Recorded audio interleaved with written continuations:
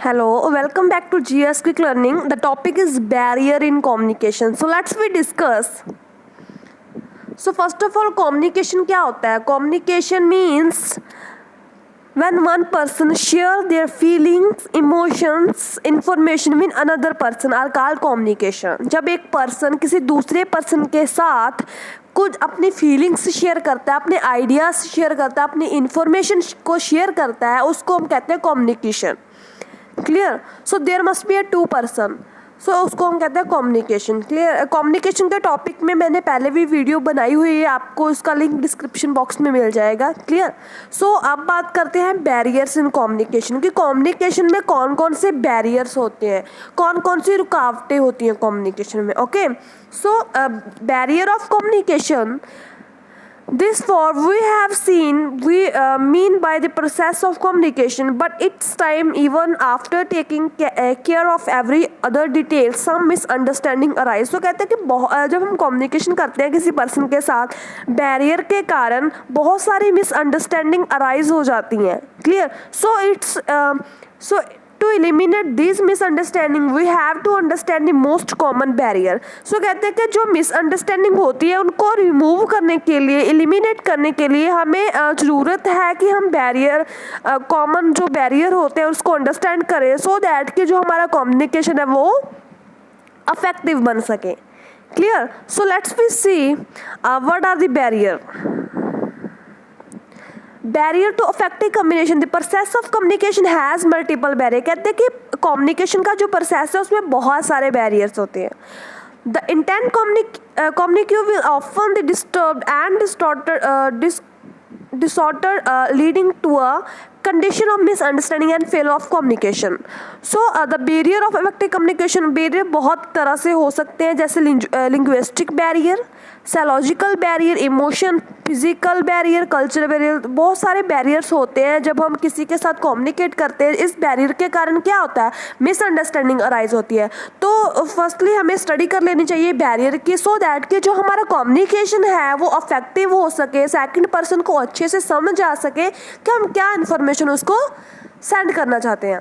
Clear. So first हमारे पास barrier जो है वो है linguistic barrier.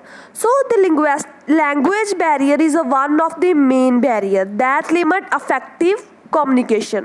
So language is the most commonly employed tool of communication. जब हम किसी को इंफॉर्मेशन देते हैं, जब हम किसी के साथ अपना आइडिया शेयर करते हैं, जब हम किसी के साथ अपनी फीलिंग शेयर करते हैं, ऑब्वियस सी बात है हम अपनी लैंग्वेज में एक्सप्रेस करेंगे. क्लियर. तो अगर जो सेकंड पर्सन है वो रिसीवर जो है उसकी लैंग्वेज और कोई है, हमारी लैंग्वेज और कोई है, तो वहाँ पर क्या कौन सा बैरियर अराइज हो रहा है उसको हम कहेंगे लिंग्विस्टिक बैरियर. इस मीन्स कि लैंग्वेज के साथ रिलेटेड वाला barrier. Clear. The fact that each major region has its own language is one of the barrier to effective communication. Sometime even a thick dialect may render the communication ineffective. So simply ये कह रहे हैं कि जब एक person हमारे पास जाए, जो कौन होता है मैसेज को सेंड करता है उसको हम कहते हैं सेंडर, एक होता है रिसीवर. मान लीजिए इसका एरिया अलग है, इसका एरिया अलग है, तो ऑब्वियस सी बात है वहाँ की लैंग्वेज भी अलग होगी.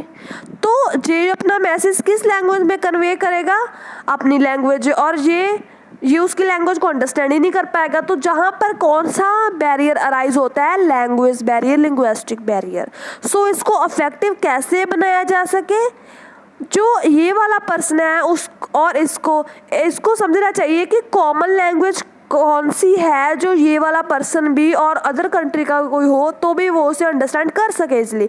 तो उसे वो कॉमन लैंग्वेज यूज़ करनी चाहिए, सो दैट कि अगला पर्सन जो है रिसीवर है वो इजीली उसकी इंफॉर्मेशन को समझ सके. So as per some estimate, the dialects of every two region changes within a few kilometers. So थोड़े से किलोमीटर के दूर होने के कारण ही जो लैंग्वेज का डिफरेंस आ जाता है. Clear. Even in this some work place different employ have different linguistic skills. तो कहते हैं कि ऐसे ही एक ऑर्गेनाइजेशन जो होती है बड़े लेवल की, उस पर बहुत सारे एरिया के लोग आए होते हैं. कोई कौन सी स्टेट से आया हुआ है, कोई कौन सी स्टेट से आया होता है, तो वहाँ पर भी जो है उनके पास डिफरेंट लिंग्विस्टिक स्किल्स होती हैं. As a result, the communication channel that span across the organization would be affected by this. So thus keeping the barrier in mind, different consideration have to be made for different employee. So हमें उनकी language के according उन्हें message provide करना चाहिए so that कि वो easily उसको क्या कर सके, अंडरस्टैंड कर सके और जो मिसअंडरस्टैंडिंग अराइज हो उसको कम किया जा सके. क्लियर. सो ये था हमारा लिंग्विस्टिक बैरियर. सेकेंड हमारे पास आता है psychological barrier. Linguistic barrier language के साथ, साइकोलॉजिकल बैरियर जो होता है वे सिंपली अपने मेंटल के साथ रिलेटेड होता है, माइंड के साथ रिलेटेड होता है. These are the barriers and psychological mental that there are various mental and psychological issues that may be barrier to effective communication.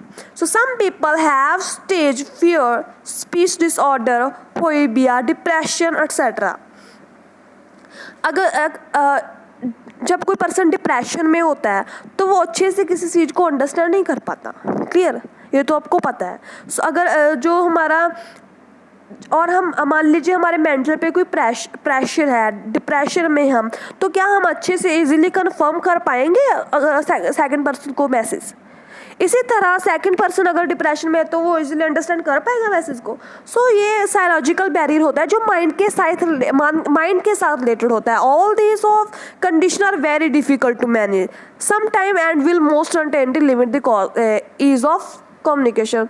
सो ऐसे कहते हैं कि हमें जो है कम्युनिकेशन अच्छे से करना चाहिए in simple words and simple language so that अगला पर्सन जो नेक्स्ट पर्सन है वो इजीली अंडरस्टैंड कर सके. क्लियर. उसके बाद हमारे पास आता है नेक्स्ट बैरियर, वो है emotional barrier. So the emotional IQ of a person determining the ease and comfort with which they can communicate. A person who is emotionally mature will be able to communicate effectively. So कहते हैं कि जो person emotionally mature होता है, जिसको proper knowledge है emotions की, वो सेकंड पर्सन के इमोशन को अंडरस्टैंड कर सकता है.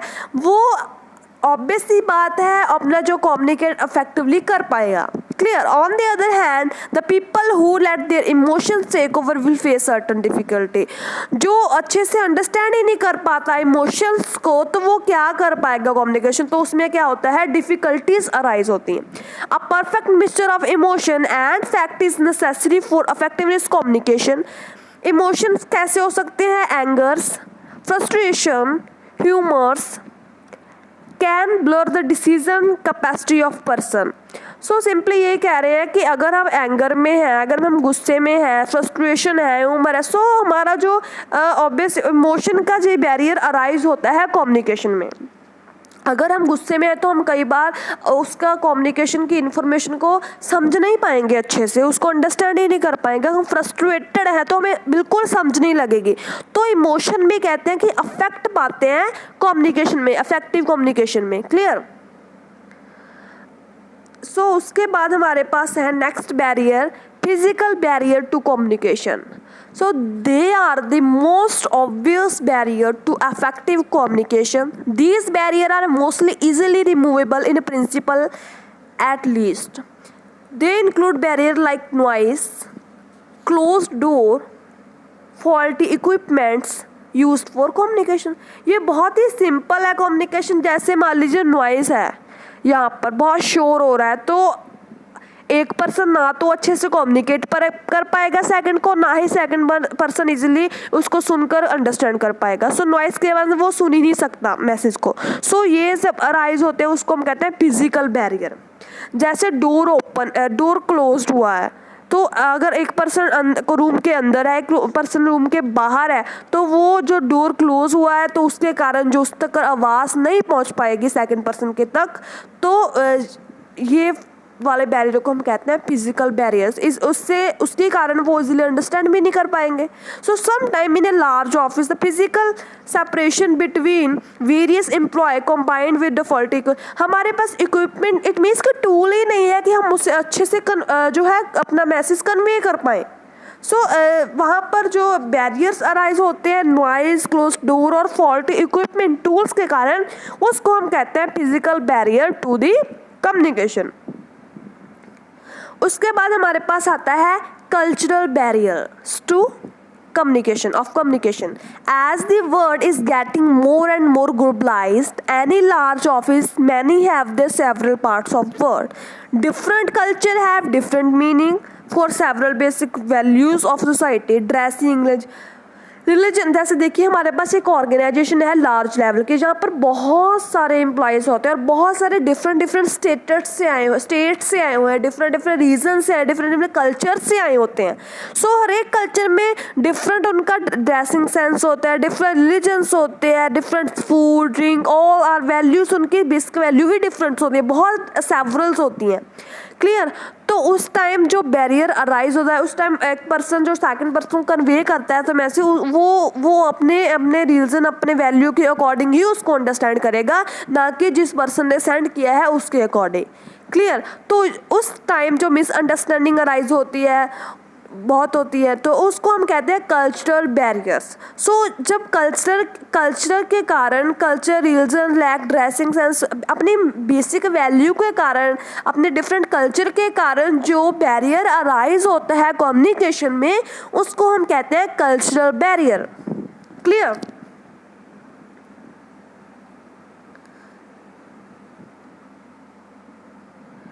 So hence it is a must that we have take different culture into account while communication. So जब हम communicate करते हैं अनदर पर्सन से, हमें ध्यान में रखना चाहिए कि अगले नेक्स्ट पर्सन जो है उनका कल्चर कौन सा है, हमें बेसिक जो कॉमन यूज़ होने वाली वैल्यू थिंग्स है वो हमें यूज़ करनी चाहिए उसको मैसेज को कन्वे करने के लिए।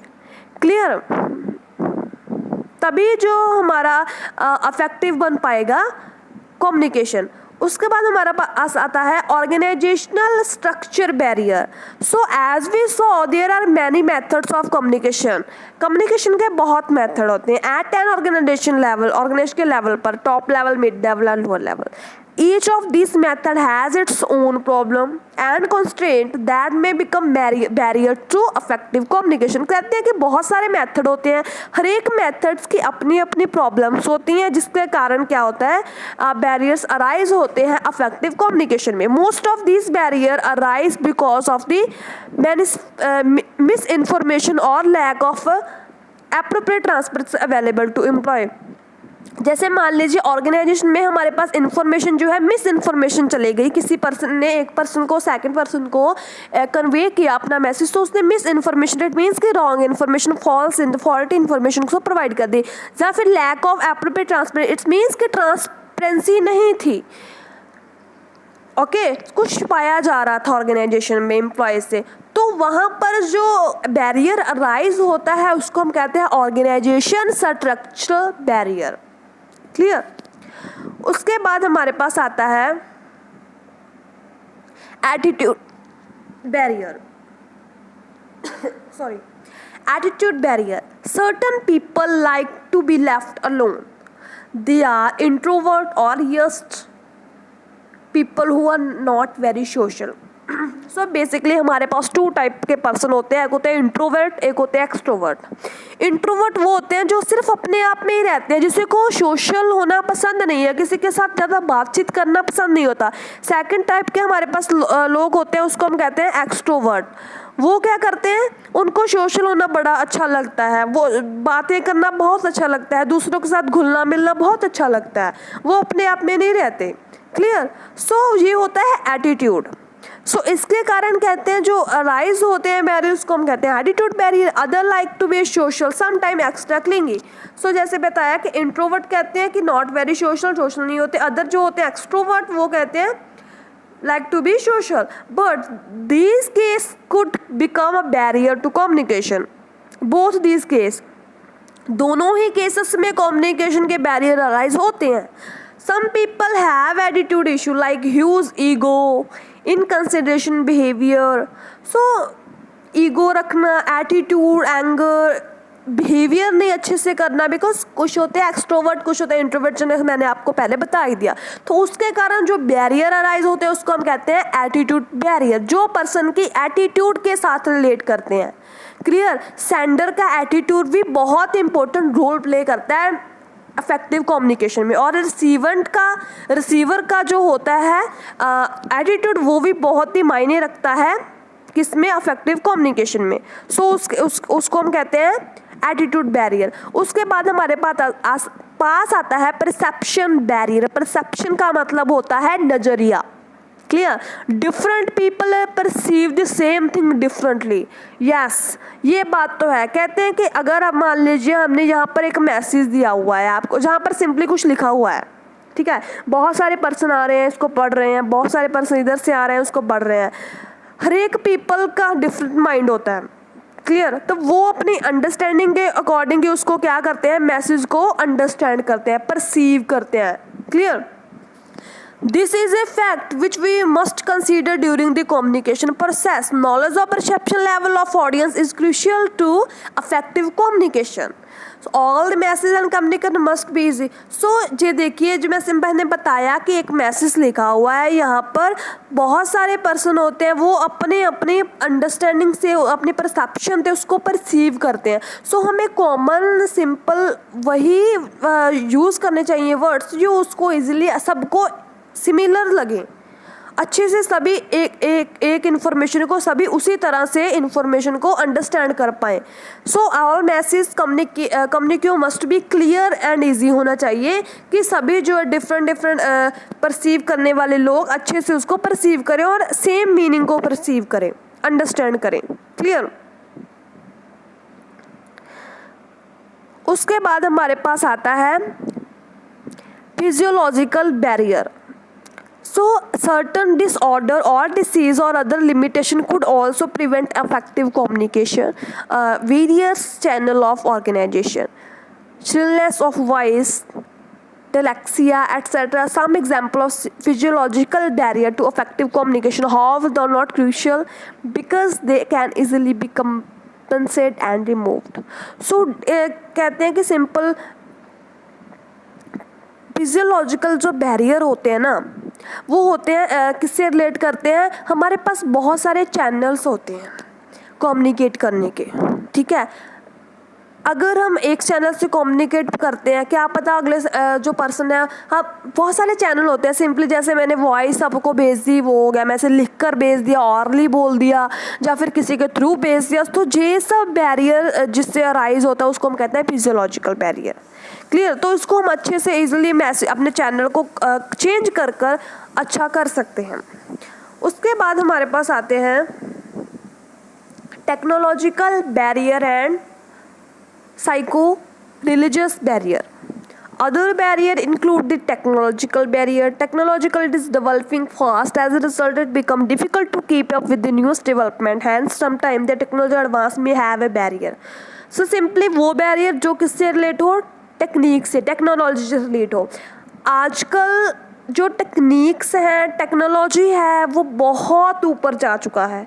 सो जो पिछले जो एम्प्लॉयज़ होते हैं, प्रीवियस एम्प्लॉय, फॉर्मर एम्प्लॉय थे, वो उसे अंडरस्टैंड नहीं कर पाएंगे। क्लियर? सो उसके कारण जो बैरियर अराइज होता है उसको हम कहते हैं technological barrier. Technology high level की हो गई है आजकल, बहुत फास्ट उसका जो ग्रोथ हो रही है, डेवलपमेंट हो रही है, उसके कारण वो अच्छे से उसको अंडरस्टैंड नहीं कर पाएंगे, तो उसको हम कहते हैं टेक्नोलॉजिकल बैरियर।